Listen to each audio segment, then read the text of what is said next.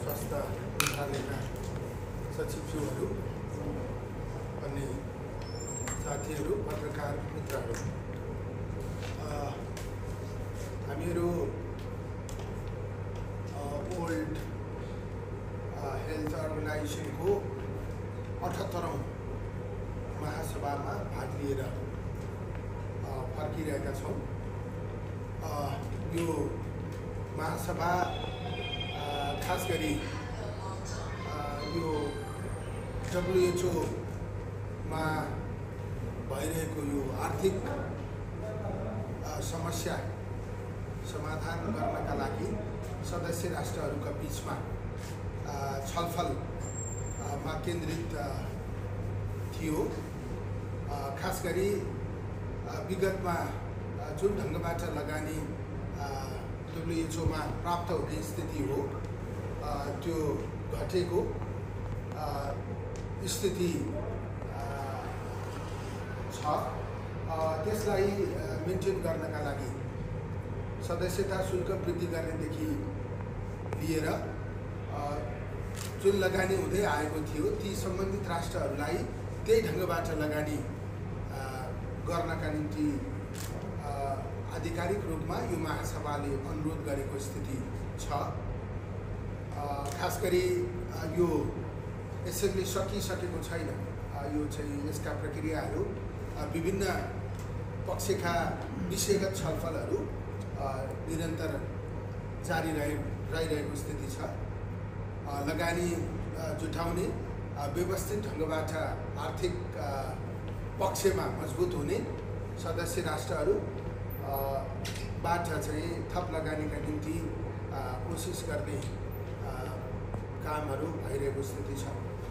खास गरी अहिले WHO ले पेन्डामिक भएको अवस्थामा, महामारी भएको अवस्थामा जुन देश महामारीबाट बढी प्रभावित हुन्छ, त्यो देशलाई WHO बाटै आधिकारिक रूपमा सहयोग पुर्याउने गरी नीतिगत व्यवस्थाको प्रस्ताव WHO ले सर्वसम्मतिबाट पास गरेको छ। त्यसबाट हाम्रा जस्ता विपन्न राष्ट्रहरूलाई प्रत्यक्ष लाभ पुग्ने स्थिति देखिन्छ। अहिलेसम्म चाहिँ पेन्डामिक भएको अवस्थामा अनिवार्य ढङ्गबाट WHO ले सहयोग गर्नुपर्ने अवस्था बनेको थिएन। यो महासभापछि महामारी भएको मुलुकमा अनिवार्य रूपमा WHO ले सहयोग प्रदान गर्ने स्थिति यो प्रस्ताव पास भएपछि बनेको छ। यो एउटा उपलब्धि हो जस्तो मलाई लाग्छ। अन्य थुप्रै विषयहरूमा पनि त्यहाँ छलफल भइरहेको स्थिति छ।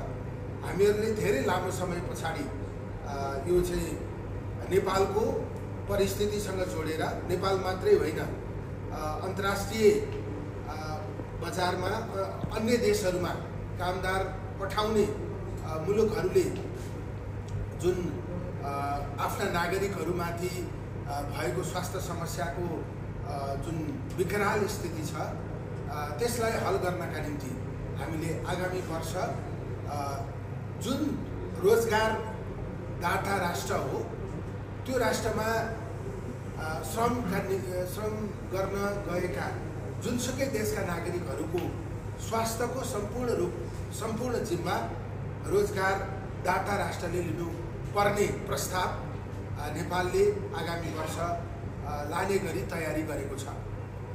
हामीले यो पटक नै त्यो जानकारी गराएका छौँ।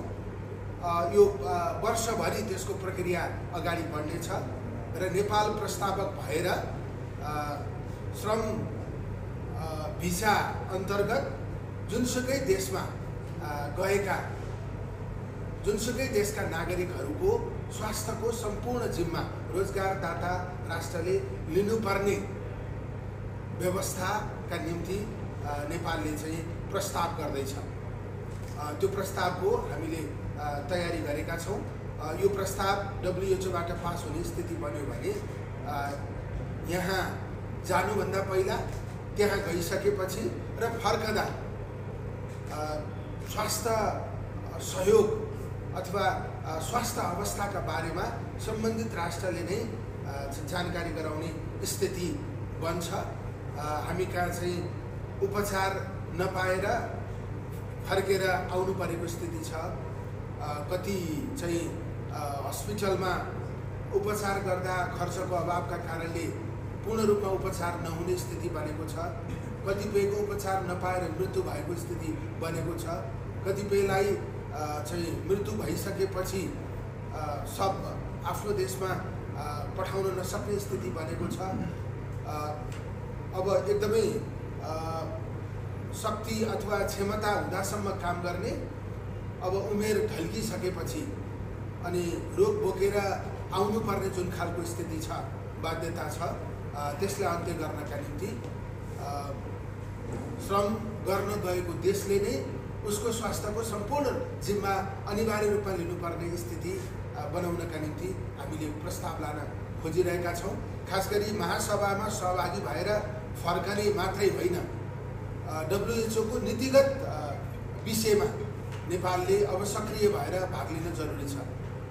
यो चाहिँ त्यहाँ केही मतलब मित्र राष्ट्रसँग अथवा अरू विभिन्न देशका महत्त्वपूर्ण व्यक्तिहरूसँग बायल्याटरल भेटघाट गर्ने, अहिले चलिरहेको WHO को प्रबन्धभित्र के लाभ लिन सकिन्छ त्यसका निम्ति मात्रै प्रयत्न गर्ने विषय सँगसँगै हामीहरूले WHO को नीतिगत प्रबन्धलाई फराकिलो बनाउने, हाम्रो देशको सन्दर्भसँग जोड्ने गरी त्यसलाई अगाडि लिएर जाने र हाम्रो जुन खालको वैदेशिक रोजगारीमा जानुपर्ने स्थिति छ, वैदेशिक रोजगारीमा गएको नागरिकले उचित स्वास्थ्य उपचार प्राप्त नगरेर चाहिँ व्यवस्था गरिने जुन स्थिति छ त्यो अन्त्य गर्नका निम्ति हामीले यो प्रस्ताव लान लागेका हौँ। यो प्रस्ताव WHO का धेरै सदस्य राष्ट्रहरूका निम्ति आवश्यक छ र नेपालले यसको नेतृत्व गर्नेछ र आगामी वर्ष यो प्रस्तावलाई आधिकारिकता प्रदान गर्ने गरी नेपाल अगाडि बढ्ने कुरा म यो पत्रकार मित्रहरूका बिचमा म राख्न चाहन्छु। त्यसपछि हामीले विभिन्न मित्र राष्ट्रहरूसँग सम्बन्धलाई चाहिँ प्रगाढ बनाउने गरी हामीले त्यहाँ भेटघाट गरेका छौँ। मित्र राष्ट्र भारतको प्रतिनिधि मण्डलसँग हामीले भेटेर द्विपक्षीय कुराकानी गरेका छौँ र भारतसँग स्वास्थ्यसँग सम्बन्धित जति पनि विषयहरू छन् ती विषयहरूमा दुई देश बिचमा सम्झौता गर्ने गरी अगाडि बढ्ने कुरा भएको छ। सबै पक्षका विषयहरूलाई समझदारी गरेर आपसमा सम्झौता गरेर नेपालको स्वास्थ्य क्षेत्रमा सहयोग आदान प्रदान गर्ने हाम्रो छलफल भएको छ। त्यसले छिट्टै नै आधिकारिकता प्राप्त गर्नेछ। मित्र राष्ट्र चीनको प्रतिनिधि मण्डलसँग पनि हामीले भेटघाट गरेर फर्केका छौँ।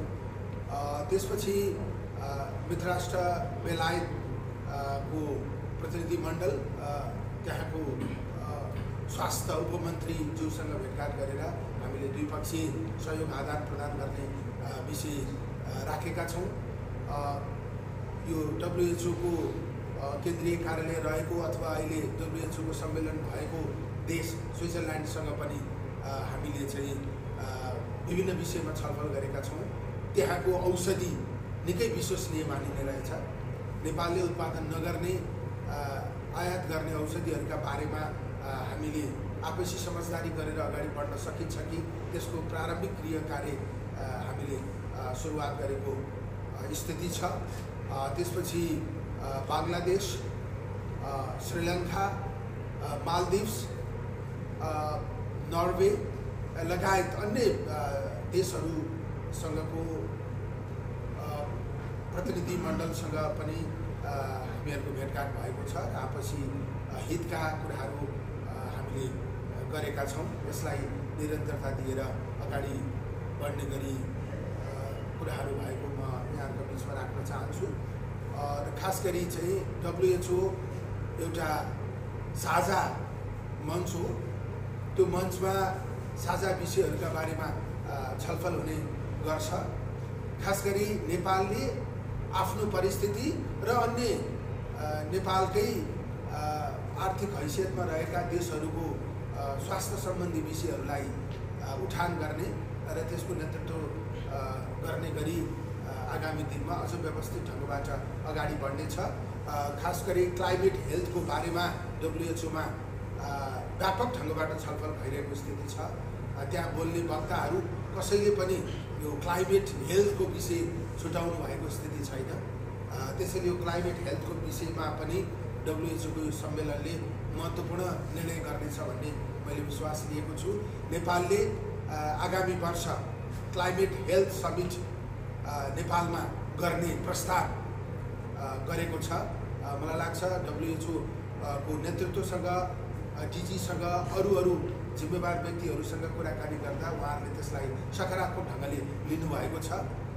चाहिँ हाम्रो चाहिँ माउन्टेनियस कन्ट्री भएको कारणले यसका स्वास्थ्य समस्याहरू भिन्न ढङ्गका हुन्छन्।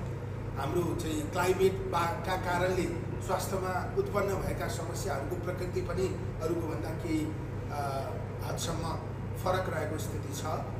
यो सबै कुरा जोडेर हामीले इन्टरनेसनल क्लाइमेट हेल्थ समिट नेपालमा गर्ने प्रस्ताव गरेका छौँ र यो चाहिँ WHO को समर्थनमा अगाडि बढ्नेछ भन्ने हामीले विश्वास लिएका छौँ।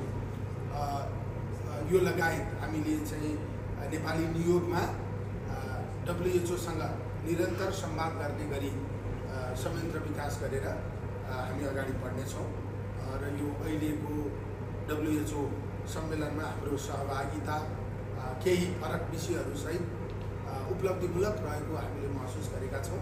यसलाई अब निरन्तर फलोअप गर्न जरुरी छ, व्यवस्थित ढङ्गले अगाडि लानु जरुरी छ।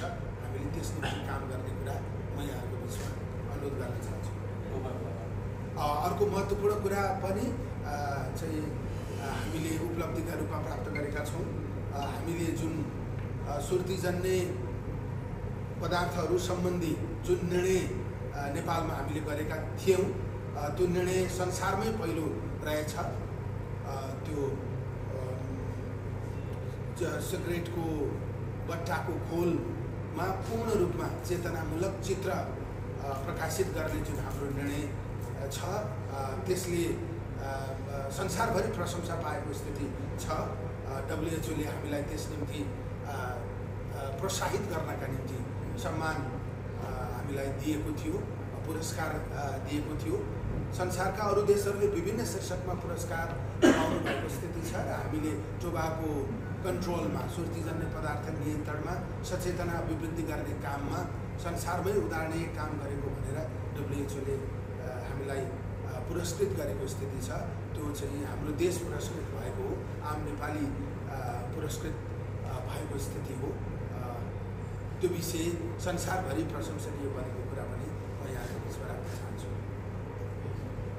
अब पत्रकार साथीहरूलाई जिज्ञासा छ भने संक्षिप्त यो हाम्रो देशमा भएका केही स्वास्थ्यको क्षेत्रका उपलब्धिहरूलाई संसारले उल्लेख गरेको स्थिति छ। यो हाम्रो मातृ मृत्यु दर जुन घटेको छ त्यसलाई एउटा उल्लेखनीय उपलब्धिका रूपमा संसारले लिइरहेको देखिन्छ। हामीले स्वास्थ्य क्षेत्रमा क्रमशः